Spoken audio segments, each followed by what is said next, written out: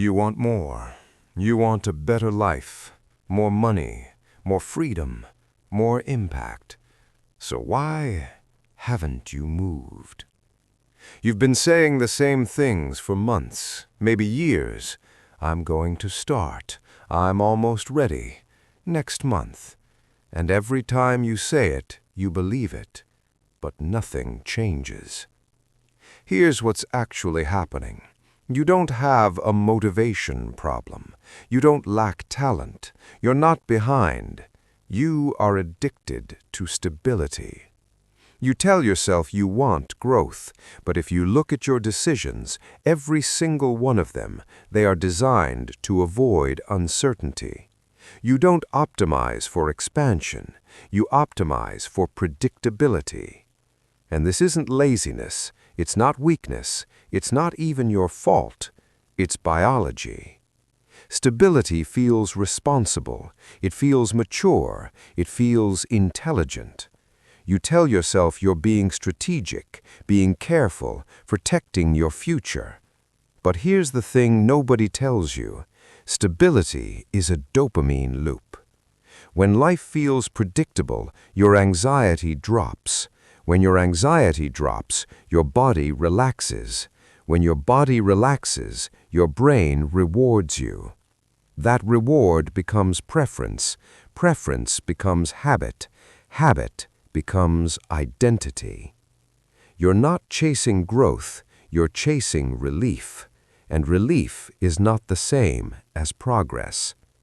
Every single time you choose the safe option over the uncertain one, you make a trade. You trade possibility for predictability. You trade expansion for comfort. You trade your future self for your nervous system's peace of mind. You call it being smart, but what you're really doing is protecting your nervous system from volatility. Here's the core problem.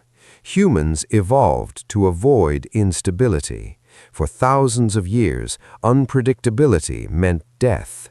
Your brain was built to flag it as danger. But modern growth requires voluntary instability.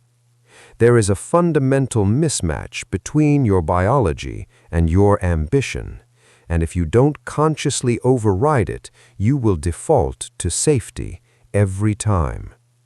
At first, stability is healthy. It's a foundation. It gives you structure, rhythm, survival.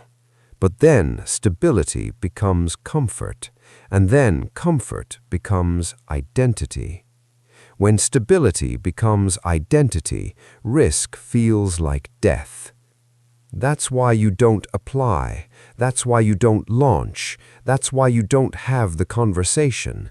Not because you're incapable, not because you don't know enough, because it disturbs your internal equilibrium.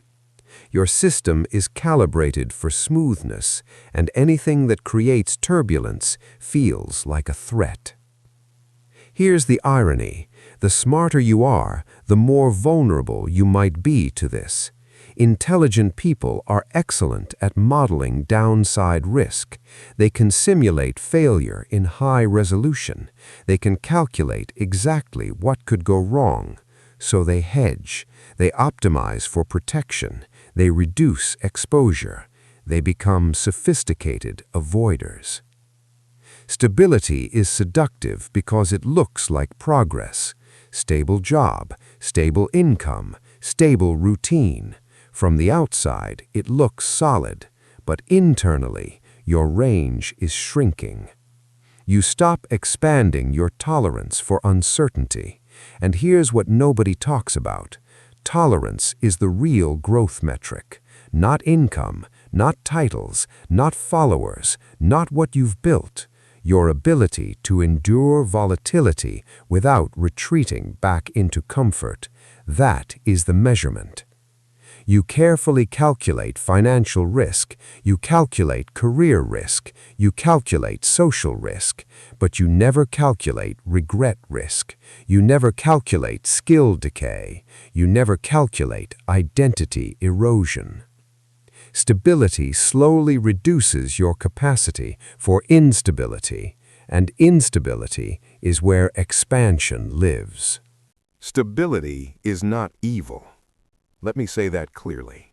This video is not telling you to blow up your life, burn everything down, take reckless risks. That's not what this is. There's a difference between stability as a platform and stability as a prison. A platform supports risk. A prison replaces it. So ask yourself honestly, are you stable enough to take risks, or are you stable enough to hide? Let me show you exactly how this addiction works, because once you see it, you can't unsee it. Step 1. Discomfort appears. A new opportunity, a difficult conversation, a risk that stretches you. Step 2. Your system flags it as instability. Step 3. You avoid it. Step 4. The discomfort disappears. Step 5. You feel safe, relieved, in control. Step 6. Your brain rewards the avoidance. Now, your brain has learned avoiding instability equals safety. Repeat that cycle 100 times. Repeat it for a year. Repeat it for 5 years. And you build an entire personality around it. The brain does not reward courage. It rewards consistency. And if consistency means predictability, you will unconsciously design a small life that feels completely controlled. The tragedy isn't failure. The tragedy is reduced capacity. And here's what makes it worse. You don't even notice it happening, because every single avoidance feels reasonable in the moment. The timing isn't right. You need more information. You'll do it when things settle down. Each excuse is logical. Each excuse is defensible. Each excuse costs you something you will never get back. Not money, not time, capacity. The ability to move through uncertainty without flinching. And every time you avoid, that ability gets smaller, quietly, invisibly, until one day you look up and realize the window of what feels possible has shrunk to exactly the size of your comfort zone. So how do you break it? Not by pushing yourself harder, not by finding motivation, not by writing goals on a whiteboard, by increasing your tolerance for volatility. Think about it like this. If you've been sedentary for years and you want to run a marathon, you don't run 26 miles on day 1. You expose yourself to controlled discomfort, a little more, a little harder, repeatedly. Growth works the same way. Controlled exposure to instability, repeated, on purpose. Stop asking what's safe. Start asking what expands your range. Stop asking what guarantees comfort. Start asking what increases your capacity. You don't have a motivation problem. Motivation is a feeling. Feelings are temporary. What you need is a tolerance practice. Training your nervous system to handle uncertainty without panicking and retreating. 6 months from now, you could be in a completely different place, not because you found some secret, not because you got lucky, but because you decided to stop protecting your comfort and start building your capacity. That decision is available to you right now. Not next month, not when things calm down, now. The version of you that has what you say you want, more money, more freedom, more impact, that version is not smarter than you.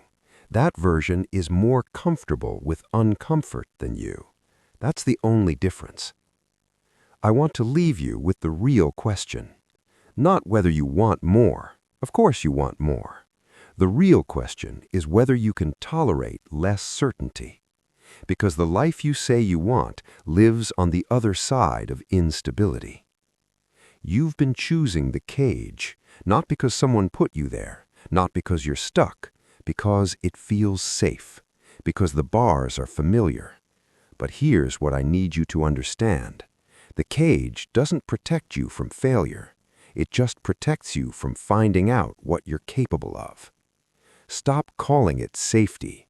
Stop calling it being smart. Call it what it is, and then decide who you actually want to be.